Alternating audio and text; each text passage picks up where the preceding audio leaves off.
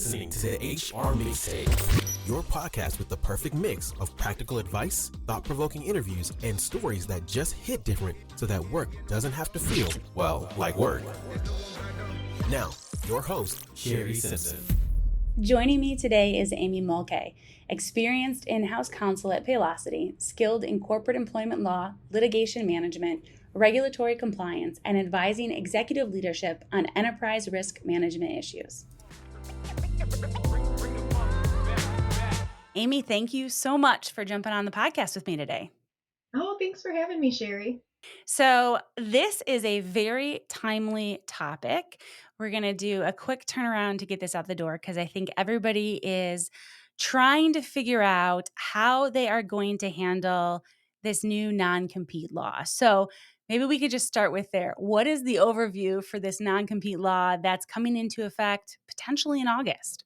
Yeah, we have 120 days after for the effective date after it gets published in the register, which we're expecting to be the end of August. But it's sitting in legal challenge as well. So we'll get into that. But this is some of the, most overarching regulation we've seen in this space on non-competes, and basically, with very limited exception, would prohibit the use of non-compete clauses and preempt all the state laws that exist providing any lesser protection. So it would mean a lot of big changes for employers. A lot of employers use forms of non-compete clauses in, upon employment agreements, in their RSU agreements, in severance agreements, as an example. So it's going to affect a lot of things for employers if it goes into effect without being delayed by the courts. It seems to me like there isn't necessarily a quote unquote change from one previous law to this law. It seems like it's a complete rollback. Maybe you could walk us through the differences.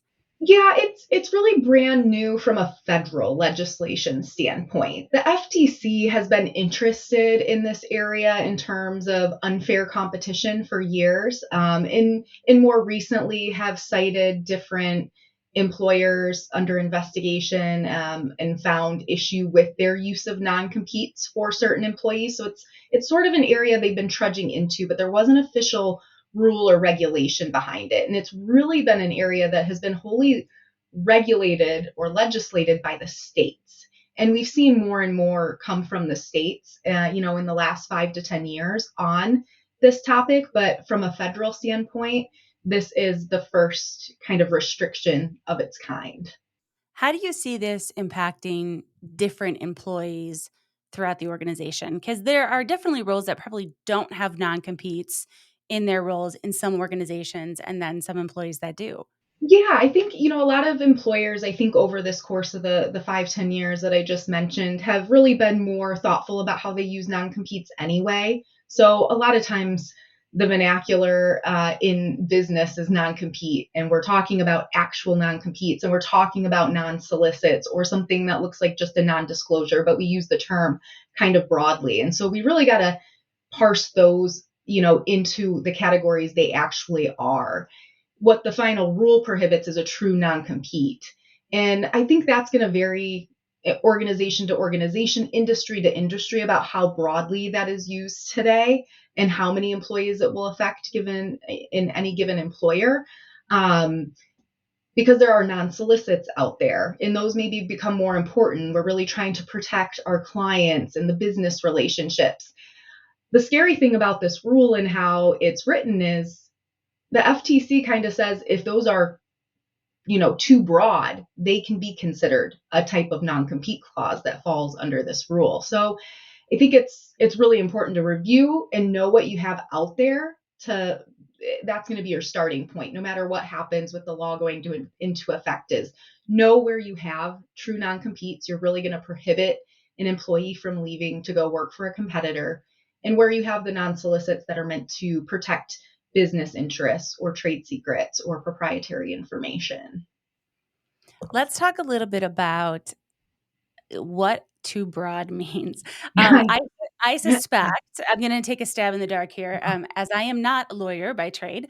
I would suspect that a non-solicit that is broad as, hey, you can't contact anybody in a small business in the state of Illinois is probably too broad of a non-compete for a salesperson. Um, so maybe you could give some examples where employers should start to think if they have something that broad, how do they think about removing the non-compete to prepare for that, but also putting in place a more realistic non-solicit to protect their customers? I think that's so important, Shari. I think that's especially if this rule doesn't, come to fruition and go into effect, there's still so many state laws that do regulate this space. And in most of those, you are going to have to do something more tailored. So to your point, I think they're going to say a clause, a non-solicit clause like that is overbroad because it is really prohibiting the person from going and working, you know, realistically. It's prohibiting their job movement. So what we look at in order to comply with the various jurisdictions that we're in is it narrowly tailored in terms of geography, the protections required. So sometimes even just limiting their employment or solicitation in a certain area can be overbroad. What we're seeing more and more states regulate and find more reasonable is, Shari, your non-solicit's going to cover anyone you had material contact with during the prior year or 2 years of your employment.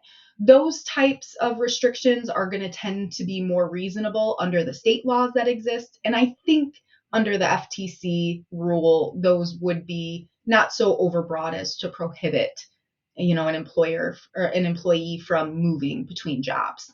If you have non-competes in place now, will the new law let you roll those over, or do you have to get rid of them as well?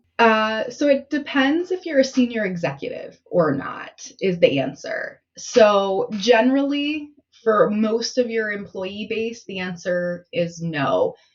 Now, the new rule compared, or the final rule compared to the proposed rule, gives employers a little bit of reprieve. So instead of having to formally rescind all those agreements or contracts in place, you're simply going to have to provide notice to the employees that you will no longer enforce those unlawful provisions. But there is this small exception they built in to the final rule for senior executives, and that's somebody making over, I think it's 151,000 $164 per year. Very easy number to keep in your head, obviously. And that senior executive is involved in policy making for the organization. So the way they talk about it in the rule is senior executives that have that authority for the organization. Will that mean? How far can we stretch that? Because I think we all can think about our organizations and think of folks that definitely are those highly compensated individuals, but would we consider them in a policy making position? I'm not sure. So I think that the FTC's focus is going to be really your senior executive officers, folks that you're reporting on your SEC filings if you're publicly traded, those level individuals. But that exception even is narrowed further because that's only in place for those employees that already exist with you. If you have to replace a senior executive, you cannot enter a non-compete with a new senior executive if it's after the effective date of the rule. So what happens to employers if they're listening to this and they're like, yeah, we'll wait and see what happens. I'm not going to do anything now. But then it goes live September. Yeah. What's the penalty for not providing those notices? So it's a great question. The rule itself doesn't provide any specific penalties to be assessed. The FTC will have jurisdiction to continue to investigate, seek injunctions against the use of those agreements. So I think they will do that. Time will tell. That can be very expensive for an employer to have to deal with that kind of investigation and the result of all of that because it is very public. But I think right now, what we're recommending and what we're looking at internally is we're not going to make a change right now. What we're trying to do is assess our landscape, know what we have in place, understand the legal challenges that exist out there. There are at least 2 lawsuits that have been filed in Texas. Um, People are expecting that by June to July, we'll get sort of initial rulings from the district courts on those challenges. That's not going to be the end of it. Whoever wins, whoever loses, I should say, is going to appeal to the next level. I expect this will go to the Supreme Court, and that's depending on the timing where we'll see a potential stay or pause in the rule going live. So all that to say, I think you need to prepare as though it's coming and it's going to go into effect, but there's no reason to, I don't think, run out and make the changes right now. I think it's more preparing your teams to implement and be ready to go live. Because if this doesn't go through, as I mentioned, there's still a lot of state compliance issues. This gives you a chance to kind of look at it holistically and make updates you might need from a state by state perspective. But if this doesn't go live, there's a lot of protections employers get out of these agreements being in place where they have, reasonably drafted non-competes and the like. And so, do we want to push that all aside and kind of toss it out the window before we know where the legal landscape is going to land? I could not agree more with prepare, prepare, prepare. Don't pull the trigger yet, but be ready to pull the trigger because you might have to do it very quickly. How do you think, as you are preparing, as you're in that mindset and you're preparing for the future, how do we think about hiring that we may or may not need to do during this time frame that typically maybe we have done non-competes? Do we pull them back? Do we do them now? Do we do them with the caveat? What are you hearing on that? I think it depends for different groups and how they exist. We've already tried to go through an exercise because we're in a lot of states that have some salary threshold limitations on non-competes. Illinois being one of those. So we already kind of work within a framework where we've said, where do we feel a non-compete is necessary to protect business interests? And we try to use them in those limited spaces and levels of the organization already. So I think there's that to consider as just your normal path forward. Is that worth looking at? If you're just using them across the board right now, if you are a multi-jurisdictional employer, you probably should be looking at that anyway, because depending which states you're in, you might have some issues with enforcement with some of those anyway. And so I think it's a good time to kind of evaluate your go forward approach and where you would want to use them if you can use them in the future. And, you can start implementing some of those things ahead of the effective date of the rule. Well, this seems to be the kind of year right now where we are evaluating a lot of things. If you didn't have audit all your employee records on your bingo card this year for HR, it has already been added for you.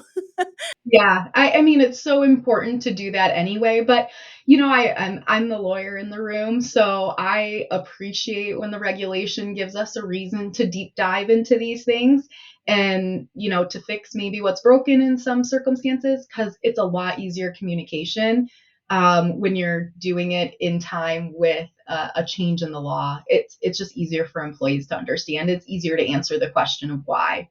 As you think towards the future, is there any anticipated further changes or adjustments to non-compete laws that you might see? I mean, I think it, my gut is this is gonna get challenged all the way up. And I think it's very broad as written. There's a lot of opposition to it. I really think we're gonna see a significant delay in the implementation, and it probably the challenge about whether the FTC has authority to make the rule is kind of forefront to some of the challenge. And so I do think that we're not going to see this come all the way through. However, this is not the end. We have states that have been regularly, focusing in this space. So you have over 30 states and the District of Columbia that have amended their restrictive covenant statute since 2011. They're only going to continue to look to do things that are, in the same vein. And I think it's going to make it more and more challenging for employers, even if the FTC rule doesn't go into effect.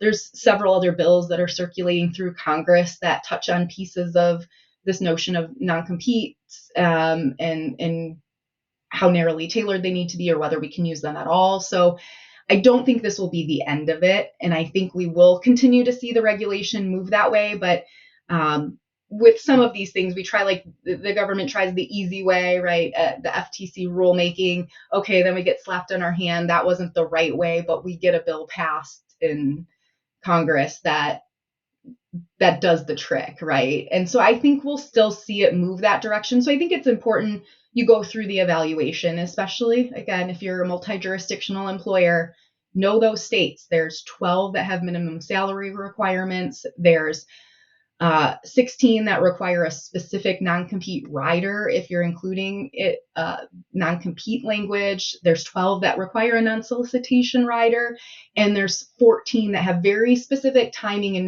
notice requirements if you are asking somebody to sign a non-compete. And all of those things can affect the enforceability of those agreements. I love that. Well, Amy, this has been such a great discussion. I'm sure I will have you back on in a few months as this kind of plays out. But this was a really good starter for us in HR to start thinking about how we prepare for non-competes going away. Yeah, I think it's an exciting time. There's definitely a lot to do to prepare, and start early and review often. I hope you enjoyed today's episode. You can find show notes and links at thehrmixtape.com. Come back often and please subscribe, rate, and review.